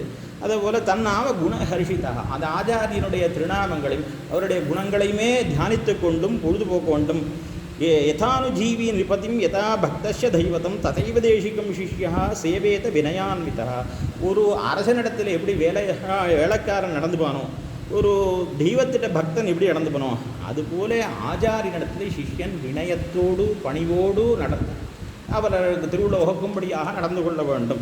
இப்படியெல்லாம் தாஸ்யாபிமானோ விரஜ்யா சவணம் கீர்த்தனம் ஸ்ருதி என்ன, அந்த ஆச்சாரியனை பின் செல்லணும், அவருடைய குணங்களை கேட்கணும், அவருடைய குணங்களை தானும் பாடணும். இப்படியாக பல பல வாக்கியங்கள்லாம் சொல்றதெல்லாம் திருவுள்ளத்திலே கொண்டு என்ன பண்ணினார் இறங்கியரப்பா, அவர் விஷயமான காவியம் பண்ணினார், சதகம் பண்ணினார், சம்பு பண்ணினார், நாடகம் பண்ணினார், இத்தனையும் பண்ணினார். இத்தனை பண்ணியும் கூட இது அண்ணாபங்கர் சுவாமி எடுத்திருக்கிற பிரமாணங்கள் காட்டுறார். அவருடைய அதாவது இந்த தினச்சரியாவுக்கு ஒரு 300 வருஷத்துக்கு முன்பு எழுந்துள்ள கந்தாடை திருவிஷ கந்தாடை அண்ணாபங்கர் சுவாமி சம்ஸ்கிருதத்தில் வியாக்கியானம் பண்ணியிருக்கார். சமீப காலத்திலே காஞ்சி பிரதிவாதி பயங்கரம் மகாவித்வான் அண்ணா சுவாமி ஒரு தமிழ் விவரணம் பண்ணியிருக்கார். இந்த அண்ணாபங்கர் சுவாமி வியாக்கியானத்தில் உள்ள விஷயம்தான் இது. அவர் இத்தனை பண்ணிடவும் கூட இது வரவரமுனி சதக காவிய சம்பூ பிரமுக பிரபந்தான் நிபத்னன் அப்பி அபர்யவசித பிரீத்தி, இத்தனை பண்ணினும் திருப்தி ஏற்பட்டுடலை இரும்பீர் அப்பாவுக்கு. என்ன பண்ணாரா, அதற்கு அப்புறமாக என்ன பண்ணினாரா, குரோர் வார்த்தாஷ்ய கதையேதுங்கிற சாஸ்திர வாக்கியம் இவருக்கு நினைவு வந்தபடினால ஆச்சாருடைய அனுஷ்டானத்தையும் சொல்ல வேண்டும் என்பதற்காக தினச்சரியா என்கிற இந்த பக்தி பாவனமான இந்த கிரந்தத்தை தொடங்குகிறார் என்று தெரிவிக்கிறார். இதில் இந்த முதல் ஸ்லோகமானது மங்களாச்சரணமாக அமைந்திருக்கிறது. எந்த ஒரு கிரந்தத்தை தொடங்கினாலும் அதற்கு மங்களம் பண்ண வேண்டும் என்று சமாப்திகாமகா மங்களம் ஆச்சரேதான்னு ஒரு ஸ்ருதி வாக்கியம், அதாவது நிர்விக்ன பரிசமாப்தியர்த்தம். தொடங்கின ஒரு கிரந்தமானது தடையில்லாமல் நிறைவேறுவதற்காக ஒரு மங்களாச்சரணம் பண்ணுறது. அந்த மங்களாச்சரணம் 3 விதமாக உண்டு. இவர் எப்படி பண்ணுறாருன்னா, அந்த மங்களாச்சரணமானது இட்ட தேவதா நமஸ்காராத்மக ரூபமாக இருக்கும். இட்ட தெய்வத்தை சேவிக்கும்படியாக இருக்கும். இவருக்கு இட்ட தெய்வம் யார்? மணவாளம் அழுத்தது வேறு தெய்வமே கிடையாது இவருக்கு. ஆகையினால எப்படி வடுக நம்பிக்கை எம்பெருமானார் தான் தெய்வமோ உண்டையொழிய ஒரு தெய்வம் மத்தறியா மண்ணு புகழ் சேர் வடுக நம்பின்னு வடுக நம்பி எப்படி எழுந்தோடு இருந்தாரோ அதுபோல் மணவாளமலை அன்றி ஒரு தெய்வமே தெரியாது இவருக்கு. அப்படிப்பட்ட இவர் எதை பண்ணுவார்? அவர் விஷயமான மங்களத்தை தான் அருள்வார். ஆகையினாலே அந்த ரீதியில் மாமூல் விஷயமாகவே தான் இந்த மங்களாச்சரணமும் அமைந்திருக்கிறது. இதுக்கு பிரமாணங்கள்லாம் சொல்கிறது. மங்களாதீனி மங்களமத்தியானி மங்களாந்தானிச்ச சாஸ்திராணி பிரதந்தே. தொடக்கத்திலையும் மங்களம் பண்ணணும், இடையிலும் பண்ணணும், கடைசியிலும் பண்ணணுங்கிறது கூட சில வச்சனங்கள் உண்டு. தொடக்கத்தில் கண்டிப்பாக பண்ணணும். எல்லா கிரந்தங்களையும் பெரியோர்கள் அனுஷ்டானத்தில் கொண்டிருக்கிறார்கள். அப்படியாக இந்த முதல் ஸ்லோகமானது மங்களமாக அமைந்திருக்கிறது. அங்கே கவேர் கன்யாயா துங்கே புவனமங்களே ரங்கே தாம் சுதாசீனம் வந்தே வரவரம் முனி. திருக்காவேரி பரிசரத்திலே உலகத்துக்கெல்லாம் க்ஷேமத்தை உண்டு பண்ணக்கூடியதான உயர்ந்த ஸ்ரீரங்க க்ஷேத்திரத்திலே சுகமாக எழுந்தொழிருக்கக்கூடிய மணவாளமான்களை சேவிக்கிறேன்னு பொழிப்புரை இருக்கு. அதாவது அங்கே கவேர கன்யாயாக, கவேர முனிவருடைய குமாரத்தி கவேர கன்யா. இதே வார்த்தையை அமர்நாதிபிரான் தனியன்லேயும் பார்க்கலாம். அமர்நாதிபிரான் தனியனில் ஆபாதச்சூடம் அனுபூய ஹரிம் ஷயானம் மத்தியே கவேர துஹிதோ. கவேர துஹிதான்னு சொன்னாலும் கவேர முனிவருடைய பெண்ணுன்னு தான் அர்த்தம். கவேர கன்யான்னு இங்கே சொல்கிறார் எறும்பியப்பா. கவேர கன்யானாலும் அவருடைய பெண்ணு தான் அர்த்தம். கவேர கன்யாயாகனா அந்த கவேர மகர்ஷியினுடைய குமாரத்தியினுடைய அர்த்தம். காவேரியினுடைய திருக்காவேரியினுடைய அப்படின்னு அர்த்தம். அங்கேன்னா மடியிலேன்னு அர்த்தம். மடியிலேன்னா என்ன அபிப்பிராயம்? கரையிலேன்னு அர்த்தம். திருக்காவேரி கரையிலே. திருக்காவேரி கரையில் என்ன இருக்கான்? உயர்ந்த ஸ்ரீரங்க க்ஷேத்திரம் இருக்குது. அதை என்ன சொல்கிறார்? துங்கே ரொம்ப உயர்ந்த நிரதிசய ரொம்ப மிக உயர்ந்த உயர்ந்த நிரதிசய துங்கே புவனமங்களே. புவனமங்களேனா புவனம்னா புவனானாம் மங்களம் புவனமங்கலம். புவனானாம் மங்களம்னா பூலோகாதீனாம். பூலோகாதீனாம்னு சொன்னால் பூலோகம் முதலான உலகங்கள் எல்லா உலகங்களுக்கும் மங்களத்தை க்ஷேமத்தை விளைவிக்கக்கூடிய திருவரங்கம். அந்த லோகத்துக்கே க்ஷேமத்தை விளைவிக்கக்கூடிய பெருமை எதுக்கு உண்டான்? ஸ்ரீரங்கத்துக்கு உண்டான். அப்படிப்பட்ட அந்த ஸ்ரீரங்கத்திலே இதில் என்ன, அதாவது அங்கே கவேர கன்யாயாக துங்கே புவனமங்களே, அதாவது காவேரி அதன் கரையில் இருக்க ஸ்ரீரங்கம். இது இரண்டுமே எப்படி இருக்கான்? அடையத்தக்கதாக இருக்கான். அங்கே துங்கே புவனமங்களேன்னு சொல்கிறார். இந்த மங்கள சப்தமானது மகி சமர்ப்பணேங்கிற தாத்துவினால் உண்டானது. சம்ஸ்கிருதத்தில் அந்த வேர்ச்சொல்லேருந்து உண்டானது. ஆகையினால் அது என்ன காட்டும்னா, இந்த ஸ்ரீரங்க க்ஷேத்திரம் இருக்கே இதுவே அடையத்தக்கது, இதுவே சாதனமாகவும் இருப்பது. இந்த திருக்காவேரியும் சரி ஸ்ரீரங்கமும் ரெண்டுமே அடையத்தக்கது, உபயமாக இருப்பது. அப்படின்னா என்னென்னா, காவேரிக்கு என்ன பெருமை அப்படின்னு பார்த்தோம்னா அது என்ன பண்ணுறது? திருவரங்க பெருநகருள் தென்னீர் பொன்னி திரைக்கையால் அடிவருட பள்ளிகள். அந்த பெரியவர்களுக்கு திருவடி வருடுறதான். ஆகினால் அதுக்கு ஏத்தம். இந்த க்ஷேத்திரத்துக்கு என்ன ஏத்தம்னா, க்ஷீராப்தே மண்டலாத் பானோகோ, அதாவது க்ஷீராப்தி திருப்பார்கடை. க்ஷீரம்னா பால், அப்தின்னா கடை, க்ஷீராப்தின்னா திருப்பார்கடை. க்ஷீராப்தி மண்டலாத் பானோகோ. பானோகோ மண்டலமாக சூரிய மண்டலம். சூரிய மண்டலம் என்ன, திருப்பார்கடல் என்ன. இந்த இடங்களை காட்டிலும் எம்பெருமானுக்கு ரொம்ப உகப்பு உண்டாயித்தான் இந்த இடத்துல. அதனால இதுக்கு ரத்திம் கதோ ஹரிவியத்திர. எந்த இடத்துல எம்பெருமானுக்கு ரொம்ப உகப்பு உண்டாகிறதோ அந்த இடத்துக்கு ரங்கம் ஸ்ரீரங்கம்னு பேர். அப்படி ஏத்தம் ஸ்ரீரங்கத்துக்கு. இது ரெண்டுமே உபாயமாகவும் உபேயமாகவும் இருக்குங்கிற சூச்சிப்பிக்கிறார் முதல் தொடக்கத்திலேயே எறும்பிலப்பா. அங்கே கவேர் கன்யாயாக துங்கே புவனமங்களேன்னா, காவேரி தாயாருடைய மடியிலே, அதாவது காவேரியினுடைய கரையில் இருக்கக்கூடிய உயர்ந்த ஸ்ரீரங்க க்ஷேத்திரத்தில் எல்லோருக்கும் நன்மையை விளைவிக்கக்கூடியதான ஸ்ரீரங்க க்ஷேத்திரம். தேசோயம் சர்வகாமதுக்குன்னு அவாவா ஆசைப்பட்டதெல்லாம் கொடுக்கக்கூடியதான ஸ்ரீரங்க க்ஷேத்திரத்திலே ரங்கேதாம்னி திருவரங்கமாகிய மாநகரத்திலே சுகாசீனம் வந்தே வரவரம் முனி. சுகாசீனம் சுகமாக இனிது எழுந்துள்ளிருக்கிறார். இனிதாக திருக்கண்கள் வளர்றான்னு பெரிய பெருமாள் சொல்கிற மாதிரி சுகமாக எழுந்துள்ளிருக்கிறார். அப்படின்னு சுகமாக எழுந்துள்ளிருக்கிறார்னா என்ன அப்படின்னா, இதற்கு முன்பு இருந்த ஆச்சாரியர்களை பார்த்தோமே ஆனால், பெருமானாருடைய காலத்தில் சோழனுடைய உபத்திரவம், அபியபதேசனுடைய உபத்திரவம், அவர் ஊரை விட்டே போக முடியாயிடுது, மேல்நாட்டுக்கு போக முடியாது, 12 ஆண்டு ஊரை விட்டே போக முடியாயிடுச்சு. அப்படி செய்வனான சோழநாள் உபத்திரம். அப்புறம் பட்டருடைய காலத்தில் அவரும் கூட வீரசுந்தர பிரம்மராய உபத்திரவத்தினால 6 மாதம் ஸ்ரீரங்கத்தை விட்டு திருக்கோட்டியூரில் போய் இருந்தார். புலலோகாச்சாரியுடைய காலத்திலே துருஷ்கர்கள் படையெடுத்து வந்தார்கள். பெருமாளே 48 வருஷம் ஊர் விட்டு போயிட்டார். இப்படி ஒரு காலத்திலேயும் எத்தனையோ கஷ்டங்கள்லாம் உபபிளவங்கள்லாம் கிளர்ச்சிகள்லாம் இருந்தது, கலகங்கள்லாம் இருந்தது. எந்த இதுவும் இல்லாமல் இருந்தது. என்னைக்குன்னா மணவாளம் அவர்கள் எப்பொழுது ஸ்ரீரங்கத்துக்கு பொன்னடி சாத்தி பெரிய பெருமாளை மங்களாசனம் பண்ணாரோ அதுக்கப்புறம் ஸ்ரீரங்கத்துக்கு ஆபத்தே கிடையாது என்று சொல்லும்படியாக அப்படி ஒரு பெருமை இவருக்கு தான் உண்டோ. அதனாலே எந்த உபதிரவம் இல்லாமல் சுகமாக எழுந்துள்ளார். அப்படிப்பட்ட அந்த ரங்கேதாமி சுகாசீனம் வந்தே வரவரம் முனிம். வரவரம் முனிம்னா வரஹான்னா அழகியன்னு அர்த்தம். வரவரஹான்னா மணவாள அழகியம், வரவரஹான்னா அழகியம் நவாளன். வரவரம் முனிம்னா அழைவனவாள முனிவரை வந்தே வணங்குகிறேன். வந்தேன்னா வதி அபிவாதன ஸ்துத்யோஹோ. வதிங்கிற தாதுவினால என்ன தெரியும்னா சேவிக்கிறது, ஸ்தோத்திரம் பண்ணுறது, வணங்குவது, துடிப்பது இரண்டுமே காட்டப்படுகிறது. ஆகையினாலே இது ரெண்டுமே நான் சேவிக்கிறேன், அவரை ஸ்தோத்திரம் பண்ணுறேன்னா மனசால் நினைக்காமல் ஸ்தோத்திரம் பண்ண முடியாது. ஆகையினாலே முக்கரணங்களாலும் அவரை வணங்குது. ஆகையினாலே மனம், மொழி, மெய் என்கிற 3 கரணங்களாலும் மணவாள மாமனிகளை வணங்குகிறேன் என்று சொல்லி முதல் ஸ்லோகத்தை தொடங்குகிறார் எறும்பியல் அப்பா. அடுத்ததான ஸ்லோகம் மயி பிரவிஹதி ஸ்ரீமன் மந்திரம் ரங்கசாயினஹா பத்யுப்பதாம்புஜம் திரட்டம் ஆயாந்தம் அவிதூரதா. மயி பிரவிஹதி சதியின் சதிசப்தமி. அதாவது இந்த 2வது ஸ்லோகம் தொடங்கி 13வது ஸ்லோகம் வரையிலும் ஏகான்வயம் ஒரே விஷயம். அதாவது இதெல்லாம் சேர்த்து அர்த்தம் பண்ணிக்கணும். ஏனென்னா இதனுடைய வினைமுற்று அங்கே 13வது ஸ்லோகத்து மேலே தான் வர்றது. ஆகையினால் இதுக்கு கூலக்கம்னு சொல்லுவார் சம்ஸ்கிருத பாஷையில். தமிழ் மொழியிலே தொடர்நிலை செய்யுள் என்று சொல்லுவார்கள். 2லேருந்து 13 வரையிலும் ஒரே விஷயம் தொடர்ந்து வரும். இதில் வியாக்கியாதாக்கள் ஒருத்தரும் ஒரு விதமாக அர்த்தம் காட்டுறார். அண்ணாபங்க சுவாமி ஒரு விதமாக அர்த்தம் காட்டுறார். காஞ்சி சுவாமி வேறு விதமாக அர்த்தம் காட்டுறார். நான் பார்ப்பேன் இளலோகஞ்சியருடைய திருவுள்ளப்படி எப்போ எறும்பியல் அப்பா கோயிலுக்குள்ளே நுழைகிறாரோ, இப்போ கோயில்னால் என்ன அர்த்தங்கிறது புரிஞ்சுக்கணும். கோயில்னா சீவைஷ்ணவ சம்பிரதாயத்தில் ஸ்ரீரங்கத்துக்கே கோயில் தான் பேர். ரொம்ப ரொம்ப பிராச்சீன சம்பிரதாயம் என்னென்னா ஸ்ரீரங்கம்னு சொல்லக்கூடாது. எப்போ சொல்லணும்னா சொல்லலாம், ஒரே சமயத்தில் 2 இடத்துல சொல்லலாம்னு சொல்லியிருக்கா. தும்மி திருவரங்கம் என்ன ஆதார் நாக்கரிக்க வேணும். இது என்ன அடியோட வார்த்தை கிடையாது. இது பிரமேய ரத்னங்கிற கிரந்தத்தில் இருக்குது. பட்டர் ஒழிச்சதா தும்மி திருவரங்கம் என்னாதார் நாக்கு இருக்க வேணும், கோயில் என்ன அதே திருவரங்கம் என்பார் நாக்கு இருக்க வேணும். இப்படி வாக்கியம் இருக்குது. அதாவது சொன்னால் கோயில் தான் சொல்லணும்.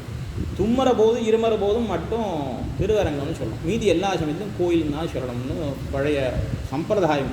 இன்றைக்கி நடைமுறையில் எத்தனை பேர் வச்சுருக்கான்னு தெரியாது. இன்றைக்கும் ஸ்ரீரங்கத்தில் ஹிட்டர்கள் கோயில்னு ஸ்ரீரங்கம்னு சொல்ல மாட்டா, கோயில் தான் சொல்லுவாள். ரொம்ப சில பேர் இருக்கா அப்படி. ஸ்ரீரங்கத்தில் இன்னும் சில பேர் இருக்கா. கோயில்னா உங்களுக்கு புரிய, இந்த கோயிலாக இந்த கோயில் குழம்பு இருக்கா, நான் இப்படி சொல்கிறேன். அதனால் கோயில்னு சொல்கிற வழக்கம் சில பேர் வச்சுருக்கா. இதுக்குன்னா அப்படி ஒரு சம்பிரதாயம் அப்படி தான் சொல்லணும்னு உண்டு.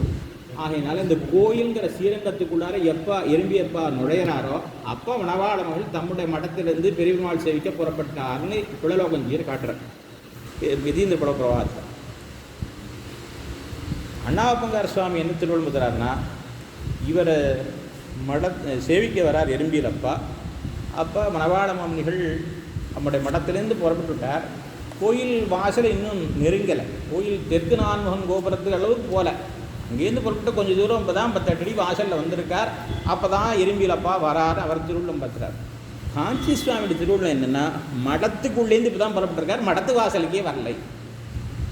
இப்படியாக ஒரு அபிப்பிராய பேதங்கள் இருக்குது. ஏன்னா அந்த ஸ்லோகத்துக்கு அர்த்தம் பண்ணிக்கிறதுல உண்டான இது, இந்த வார்த்தை இதோடு சேர்க்குறதா அதோடு சேர்க்குறதுனா அப்படிங்கிறதுனால ஒருத்தர் ஒரு விதமாக அர்த்தம் சொல்லியிருக்கா. காஞ்சி சுவாமி எப்படி அர்த்தம் பண்ணுறாருன்னா, அதாவது அண்ணாபங்கரத்தை முதல்ல தெரிவிச்சுடுறேன். அண்ணாபங்கர் தெரிவிக்கிற பொழுது மயி பிரவிஷதி ஸ்ரீமன் மந்திரம் ரங்கசாயினா பத்யுப்பதாம்புஜம் திரட்டம் ஆயாந்தம் அவிதூரதா. ஸ்லோகத்துக்கு என்ன அர்த்தம்னா, அடியேன் உள்ள நுழையிறேன். அடியேன்னா எறும்பியல் அப்பா. அடியேன் உள்ள நுழையிற பொழுது பெரிய பெருமாளை சேவிக்கிறதுக்காக மாமனிகள் மெதுவாக எழுறார் அப்படின்னு பொழிப்புரை. இப்போ மயி பிரவிகதி நான் நுழைகிற பொழுது மந்திரம்னா கோயில். இந்த கோயில் எந்த கோயிலை குறிக்கிறதுன்னு விசாரம். ரங்கசாயினகான்னு அடுத்த வார்த்தை. ரங்கசாயினகா மந்திரம்னு அர்த்தம் பண்ணிட்டார் திருமிஷ அண்ணாவப்பங்கார். அப்படின்னா அதுக்கு அடுத்த வார்த்தை பத்தியுன்னா பதியினுடைய, பதியான திருவரங்கநாதனுடைய. ரங்கஷாயினா ரங்கஷாயியுடைய, அதாவது திருவரங்கத்திலே சயனித்திருக்கிற பெரிய பெருமாளுடைய சில விஷயங்கள் தெளிவுபடுத்த வேண்டியிருக்கு. நீங்கள் கேள்விப்பட்டிருக்க மாட்டேன், அதனால் சொல்கிறேன். ஒரு வருஷத்துக்குள்ளார ஸ்ரீரங்கம் பிராந்தியத்தில் இந்த சாய்பாபாவுக்கு ஒரு கோயில் கட்டியிருக்கேன். துலுக்கன் கோயிலை கட்டிவிட்டு அதுக்கு என்ன பேர் வச்சுருக்கான்? ஸ்ரீரங்க சாயி பாபா கோயில், ஸ்ரீரங்க சாயி கோயில் பேர் வச்சுருக்கான். இந்த அக்கிரமம் அநியாயம் இல்லை, அடாவடித்தனம் இல்லை. ஸ்ரீரங்க சாயிங்கிறது நாம் பெரிய பெருமாளுக்கே ஒன்று அசாதாரணமாக திருநாங்க. நூலை சேனிச்சு பெரிய பெருமாள் சேனிச்சுன்றது அவருக்கே உண்டான திருநாவத்தை திருடி அவர் யாருக்கோ வேற ஒரு இதை சேர்ந்தவாள் வைக்கலாமா? அதனால் தெளிவுபடுத்தணும். ஸ்ரீரங்கசாயின்னா பெரிய பெருமாள் தான். அந்த ஸ்ரீரங்கசாயி பத்யு, ஸ்ரீரங்கசாயினா பத்யு, பத்தினா என்ன? பான்னா ரட்சணம் பண்ணுறவன், ரட்சிக்கிறவர். நம்ம எல்லோரும் ரட்சிக்கிறவரான பெரிய பெருமாளுடைய மந்திரம் கோயிலுக்கு மாமனிகள் இவர் எறும்பீரப்பா போகிறதாக அண்ணாமகர் சொல்கிறார். ஏன்னா அப்படி ஸ்லோகம் இருக்குது. அவர் இதிலே வந்திருக்கார், உணவாட மனுஷிக்கு தான் வந்திருக்கார். ஆனாலும் இந்த கோயிலுக்குள்ள நுழைஞ்சாராம். இவர் நுழைய போகிற போது மாமன் எழுத்தாமரை இருந்து விட்டார் அப்படின்னு அவர் காட்டுறார். ஏன்னா ஸ்லோகத்தை அப்படி அன்வயம் பண்ணிட்டு இருக்க அப்படினால அந்த இடத்த அப்படி பார்க்குற பொழுது ஸ்ரீமன்னு மந்திரம். ஸ்ரீமன் அப்படின்னா என்ன அர்த்தம்னா, ஸ்ரீமான்கிற சொல்லுக்கு விழிச்சொல் ஸ்ரீமன். ஸ்ரீமான்னா செல்வம் மிகுந்தவர்னு அர்த்தம். மதிமான்னா அறிவு அதிகமாக உடையவன் அர்த்தம். மான்னா சம்ஸ்கிருத பாஷையில் மத்துப்புன்னு ஒரு பிரத்யம், அதாவது மத்துப் என்ன ஒரு விகுதி. அந்த மத்துப்புங்கிற விகுதி ஒரு சொல்லோடு சேர்ந்ததானால் அதனுடைய மிகுதியை காட்டு. அதாவது ஸ்ரீமான்னா செல்வம் மிகுந்தவர். இப்போ பூமனிந்தா பிரசம்சாசோ என்ன சொல்லுவார், பூமார்த்தே மதுப்பிரத்தியம்னு வியாக்கியானங்கள்லாம் வரும். அதிகங்கிற பொருளில் மத்துப்பு வரும். அதிகங்கிற பொருளில் இங்கே பார்த்தோம்னா ஸ்ரீமான்னா மணவாள் மல்கிட்ட என்ன நிறையா செல்வம் பணங்காசு கொட்டி கிடந்ததா, கைங்கரியமாயிரம் செல்வம் மிகுந்தவர். அவர் கைங்கரியமாயிரம் செல்வம் மிகுந்தவர். அப்படிப்பட்ட லக்ஷ்மணன் புறப்பட்டான் காட்டுக்கு பெருமாள் புறப்பட்டார். பெருமாள் புறப்பட்ட உடனே கூடவே லக்ஷ்மணன் புறப்பட்டான். அப்போ புறப்பட்ட போது என்ன பண்ணார்? லக்ஷ்மணன் கையில் என்ன இருந்தது?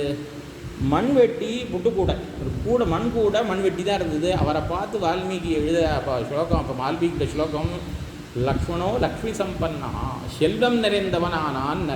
என்ன செல்வம் நிறைந்த? கைங்கரிய செல்வம் தான், வேறு செல்வம் இல்லை. எல்லாத்தையும் விட்டுட்டு ராஜ்யத்தை விட்டுட்டு புறப்பட்டு போகிறவனை பார்த்து செல்வம் நிறைந்தவனான என்ன செல்வம் நிறைஞ்சதுக்கு? கைங்கரியமாக செல்வம் நிறைந்த. அதே போல் அந்த லக்ஷ்மண முனியான வனவாள மணி லக்ஷ்மண முனி தானே பெருமானார் தானே.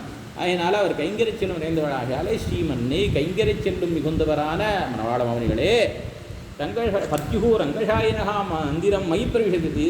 அந்த பெரியவாளுடைய கோயிலுக்குள்ள நான் நுழையிற சமயத்தில் தேவரை எடுத்து நான் தேவரை சேவிக்கத்தான் வந்தேன்.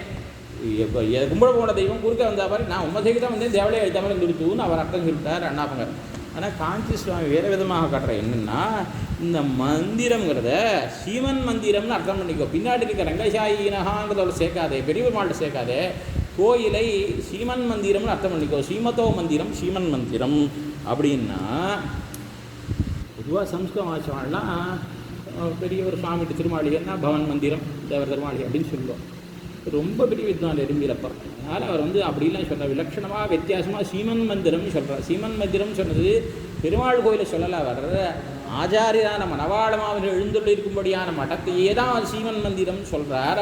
ஆகினால ஆச்சாரியரான அந்த மாமனிகளுடைய திருமாளிகை மடம் இருக்கே, அதைத்தான் அவர் சீமன் மந்திரம், பெரிய வருந்திய செல்வம் இந்த அந்த மாமனிகளுடைய இந்த மடத்தையே தான் அவர் சீமன் மந்திரம்னு தேவரீருடைய திருக்கோயில் சொல்கிறார். ஏன்னா இவருக்கு தெய்வம் நம்ம ஒரு ஆலோசனை பண்ணி பார்த்தோம்னா இவர் யார் தெய்வமாக கொண்டு வருவோம்? மணவாள மாமனிகளே தெய்வமாக கொண்டு வருவார். இவரை கேட்டானால் பாட்டு கேட்கும் விடமும் கூப்பிடு கேட்கும் விடமும் வளைத்த விடமும் குதித்த விடமும் ஊட்டு விடமும் எல்லாம் வகுத்த விடமே என்ன இருக்கக்கூடியவர் எறும்பீரப்பா. அவருக்கு எல்லாமே ஆச்சாரியர் தான் என்ன இருப்பார் ஒழிய ஆச்சாரியத்தில் எல்லார் மணிகொழிக்கும் திருப்பதிகள் எல்லாம் மருளாம் இருளோட மத்தகத்து தந்தால் அருளாலே வைத்த அவர் என்ன அருளாள பெருமாள் பெருமானார் என்ன சொல்கிறார்?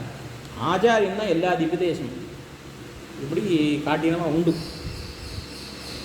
தெய்வவாரி ஆண்டான ஆளவந்தாருக்கு ஒரு சிஷ்யர் இருந்தார். ஆளவந்தார் என்ன பண்ணினார்? திருவனந்தபுரம் போக வேண்டும் என்று அவருக்கு நியமனம் ஏற்பட்டிருந்தது. அரையர சேவையில் 20வது நாள், முதல் 10 நாள் திருமொழி திருநாள், அடுத்த 10 நாள் திருவாய்மொழி திருநாள், கடைசி நாளில் அரையர் திருவரங்க பெருமாள் அரையர் அவரை பார்த்து திரும்பி நடமினோ நவர்களே நாம கரியச்சு என்ன திருப்பி இவரை பார்த்து திருவனந்தபுரம் போகணும்னு சொல்கிறார். அதனால் அவர் உடனே புறப்பட்டு திருவனந்தபுரம் போகிறார். திருவனந்தபுரத்துக்கு எழுந்துள்ள மடத்துக்கு காவலாக தீவாரி ஆண்டான் வச்சுட்டு போனேன். இவருக்கு ஆச்சாரியை பிரிந்து இருக்கவே முடியாது இவரால். அதனால் என்ன பண்ணிட்டார், இவர் ரொம்ப நோவு சாத்தி கொண்டு ரொம்ப முடியாது போயிடுது. வைத்தியர்கள் வந்து பார்த்துட்டு இவரை ஏதோ ஒரு விஷயம் இவருக்கு பிடிச்சிருக்கு, அதை கிடைக்கல, ஆனால் வருத்தத்தில் இருக்கா, அது கிடச்சிடுச்சுன்னா இவருக்கு தேவையாகிடும்னா உடனே புறப்பட்டு ஆச்சாரிய இடத்துல போனால் தான் இவருக்கு வியாதி நிவர்த்தமாகன்னு சொல்லிட்டு அழிச்சின்னு போயிட்டா. கூட ஒருத்தர் அழிச்சின்னு போய் 4 பேர் சேர்ந்து இவர் அழிச்சின்னு போகிறான். அழிச்சின்னு போய் அங்கே போய் திருவனந்தபுரத்தை அவர் சேவிச்சு திருப்பி வந்துட்டுருக்கார். அப்போ தான் ஏதாவது ஒரு 1/2 மைல் தாண்டி வந்திருக்காருன்னு வச்சுக்கோங்க. இறக்காத தூரம்னு இருக்கு வியாக்கியானம். வந்துட்டார். ஆளவந்தார் சொன்னார், அதோ இந்த கோபுரம் தெரியுது, போய் பத்மநாபன் சேவிச்சுட்டு வா. அனந்த பத்மநாபன் என்னுடைய திருவனந்தபுரம் எதிரே நிம்மதி, எனக்கு பெருமாள் தேவர் தான், தேவரை சேவிச்சா போகிறோம். அவ்வளோ தூரம் ஸ்ரீரங்கத்துலேயும் திருவனந்தபுரத்து பக்கத்துக்கு போயிட்டு நாம் இருப்போமா, நமக்கு நம்ம அதாவது வடுக நம்பி ஆழ்வானை ஆண்டானை இருகரையர் என்பார். பெருமாளையும் சேவிப்பா, ஆச்சாரியும் சேவிப்பா, அப்படி தான் எல்லோரும் இருப்பா. இல்லையா, இந்த மாதிரி व्यक्तिகள் லோகத்தில் கிடைக்க மாட்டான். அப்படி சொன்னார். அவ்வளோ தூரம் இங்கேருந்து நடந்து போனவர், எனக்கு தேவதான தெய்வம், தேவரை சேவிச்சுட்டேன், அங்கே பார்த்தா சேவிக்க மாட்டேன்ட்டார். அந்த மாதிரி இருக்கக்கூடியவர் யார், எறும்பியில். அப்போ அவருக்கு ஆக மொத்தம் சீவன் மந்திரம்னா எது, பெருமாள் கோயில். அவர் கோயில்னு சொல்லலாம். மாமனிகளுக்கு இடத்தையே தான் அவர் கோயில் திருவிழம் பற்றிருக்காரு. ஆனால் கான்சியஸ் பண்ணி அழகாக காட்டியிருக்கார்.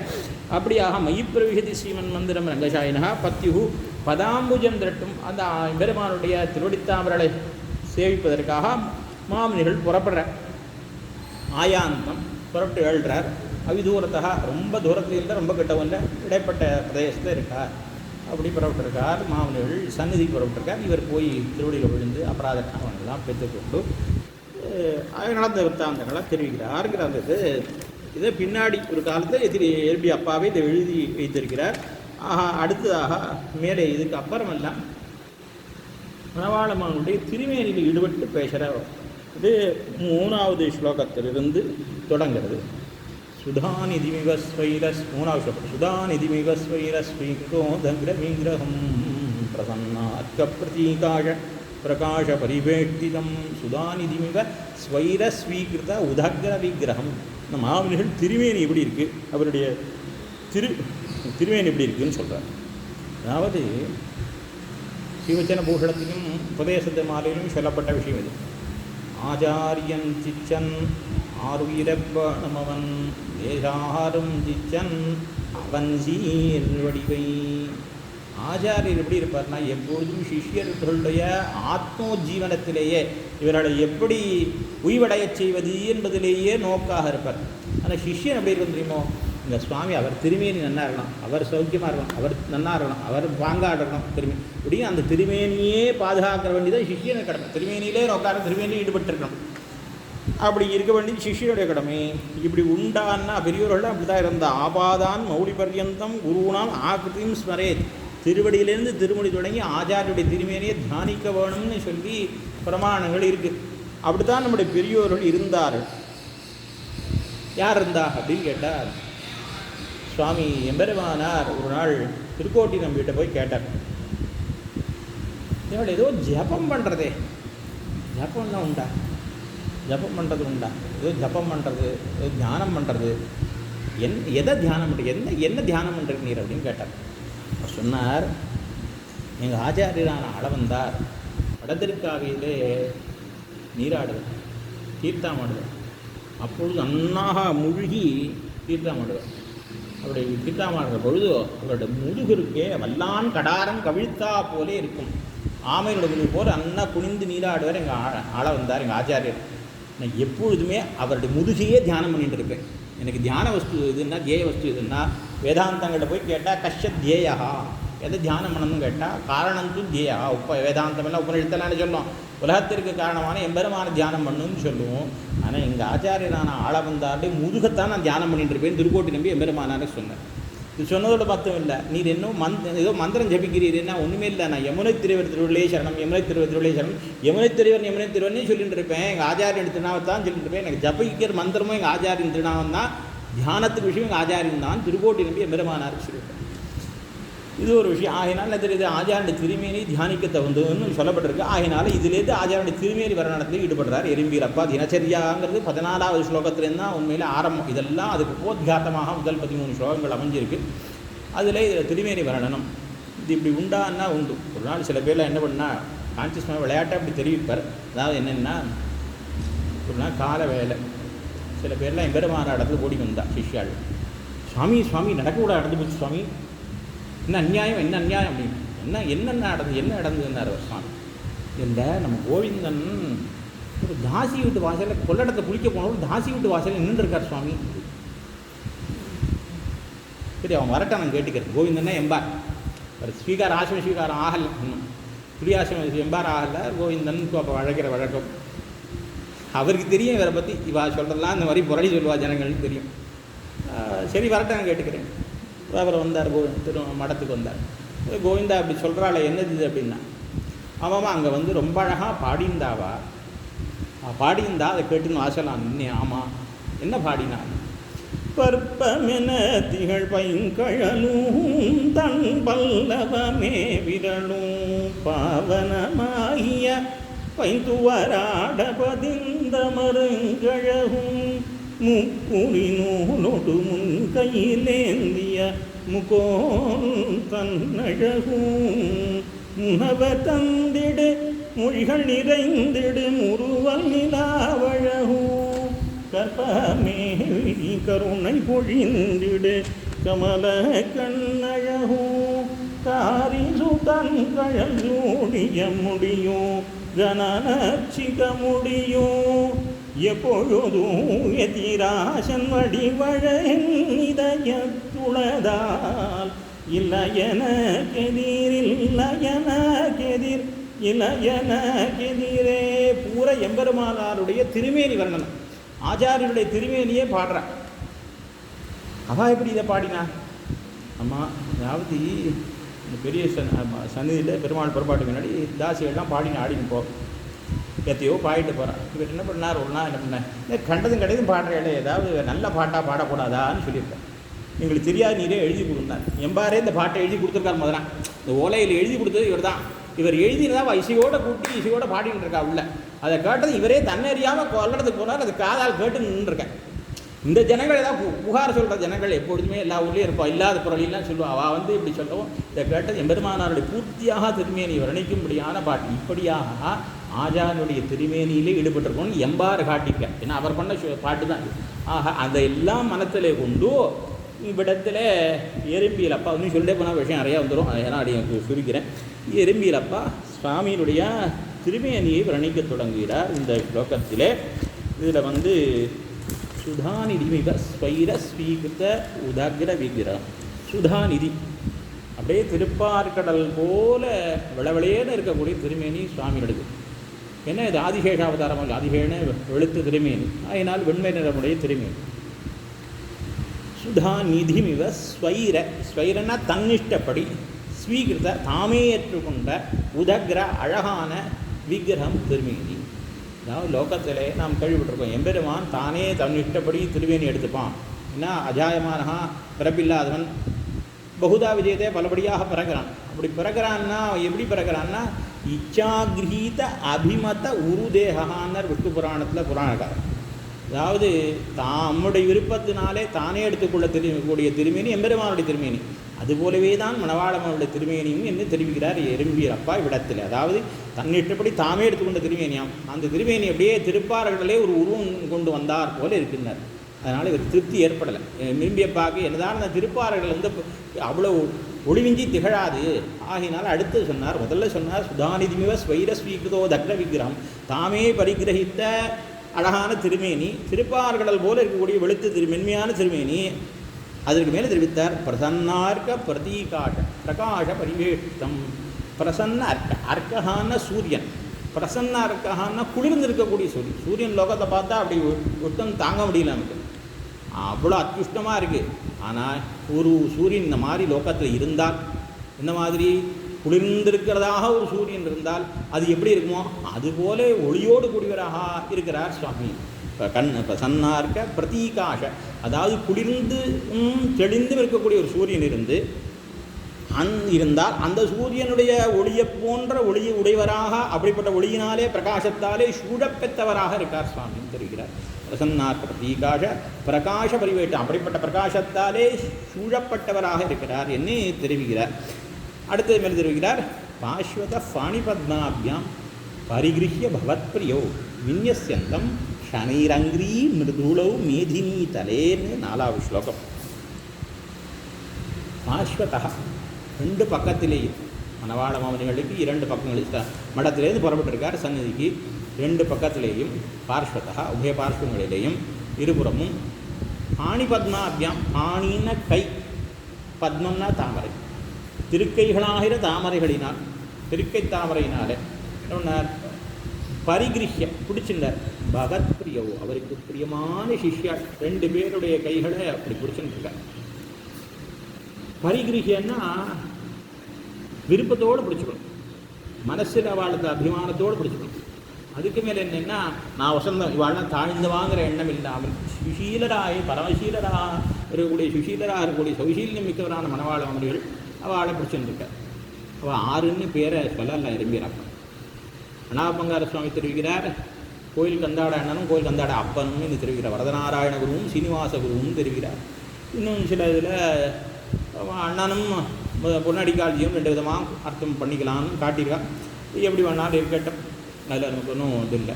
இப்படியாக இந்த 2 சிஷ்யாளுடைய கைகளை பிடித்து கொண்டு பார்ஸ்வதா பாணிபத்மாபியாம் பரிகிருஹ்ய பவத்பிரியோ விநியஸ்யந்தம் ஷனைரங்கிரீ மிருதுளௌ மேதினி தலே, அந்த திருவடித்தாமர்களை அங்கிரீ உபய பாதங்களையும் 2 பாதங்களையும் மேதினி தலை பூதலத்திலே ஷனைஹி மெதுவாக பைய மெதுவாக எடுத்து வச்சு நடக்கிறார். பெரியவர்கள்லாம் சந்நிதிக்கு மங்களாசானத்துக்கு எழுந்தொழினார்களே ஆனால் குடுகுடுன்னு ஓட மாட்டார், ரன்னிங் ரேஸ் மாதிரியோ வந்து போக மாட்டார். பட்டரும் பிள்ளைத்திருநறையூர் அரையர் பராசர பட்டர் இவா 2 பேரும் ஸ்ரீரங்கத்தை பிரதட்சணம் பண்ண வந்தா. மணிக்கணக்காக சந்நிதி பிரதட்சணம் பண்ணி வரதுக்குன்னா அவள் அப்படியே ஒவ்வொரு மண்டபம் கோபுரம் பிராகாரம் ஒன்றையும் யோஜனாபியாம் பிபன்னிவ அப்படியே கண்ணாலே வருவது போல சேவித்து கொண்டு எழுந்துருவான். பட்டர் தெரியப்படாம். மற்ற பேரெல்லாம் கடுங்குதிரை மாதிரி போகிறா, குதிரை மாதிரி வேகமாக போகிறா. ஆனால் இவா 2 பேர் மாதிரி மெதுவாக எழுந்துருவாராம். இந்த வியாக்கியானங்கள்லாம் பார்க்கணும். அதுபோல சுவாமி மணவாளமாமனிகள் மெதுவாக எழுந்துருகிறார். அவர் திருவடிப்படனால அந்த இடத்துல சொன்ன மேதினி தலைன்னு. ஏன் மேதினி தலைன்னு சொன்னார்னா பூதலைன்னு சொல்லக்கூடாதான்னா, மதுகைட்டபர்களை எம்பெருமான் வதம் பண்ணின காலத்திலே இந்த மதுகைட்டபர்கள்ங்கிற 2 அசுரர்களுடைய மேதஸான குழுப்பானது பூமியில் விழுந்து பூமிக்கு தோஷம் ஏற்பட்டிருக்கான். அந்த அத்தனை காலமான தோஷமானது மணவாளமாமனிகள் திருவடிப்பட்டதுனால பூமிக்கு தோஷம் நீங்கி தான். அதனால் மேதினி தலைன்னு குறிப்பிடுறார். மேதினி தலைன்னு அதாவது நாதனை நரசிங்கனை நவீனேத்துவார்கள் உழக்கிய பாததூளி படுதலால் இவ்வுலகம் பாக்கியம் செய்ததேன்னு சொல்கிற மாதிரி மணவாளமாமனிகள் திருவடிப்பட்டு பூமிக்கே அந்த தோஷம் நீங்கித்து மதுவைட்டவர்களுடைய மேதஸு விழுந்ததுனால அதனால் மேதினி தலை விநியஸ்யந்தம் மெதுவாக திருவடியை எடுத்து வைக்கக்கூடியார். இப்படியாக மெதுவாக பைய எழுந்துள்ளபடியான மணவாளமாமனிகளை இன்னும் 1 மணி நேரம் ஆயிடுத்து. இப்படியாக 4 ஸ்லோகங்களை பார்த்துருக்கிறோம். மேல் ஸ்லோகங்களே அடுத்த எப்படி நேரதோ மூலமோ எப்படியோ அது அந்த சமயத்தில் தொடர்ந்து அனுபவிக்கலாம் என்று தெரிவித்து கொண்டோம். ஒரு சன்னிவேசத்திலே வார்த்தைகள் அடியனோட தாழ்ந்தவர்கள் யாரும் இல்லை. இப்படி ஒரு சன்னிவேசத்தை ஏற்படுத்தி கொண்ட நம்முடைய கொடுத்த ஸ்ரீராம் சுவாமிக்கும் இந்த சுவாமிக்கும் மற்றும்தான் பெரியோர்களுக்கும் பொறுமையோடு எழுந்துள்ள பெரியோர்களுக்கும் நன்றி தெரிவித்துக் கொள்கிறேன். ஸ்ரீமதே ரம்யஜா அடியே ஆவலோடு எழுந்திருந்தேன். ஸ்ரீமதே கிள்ள அதுலேருந்து எவ்வளோலாம் வருது பாருங்க. ஸ்ரீமதே ரம்யஜாமாத் மணீந்திராய மகாத்மனே ஸ்ரீரங்கவாசினே பூஜா ஜெய ஸ்ரீ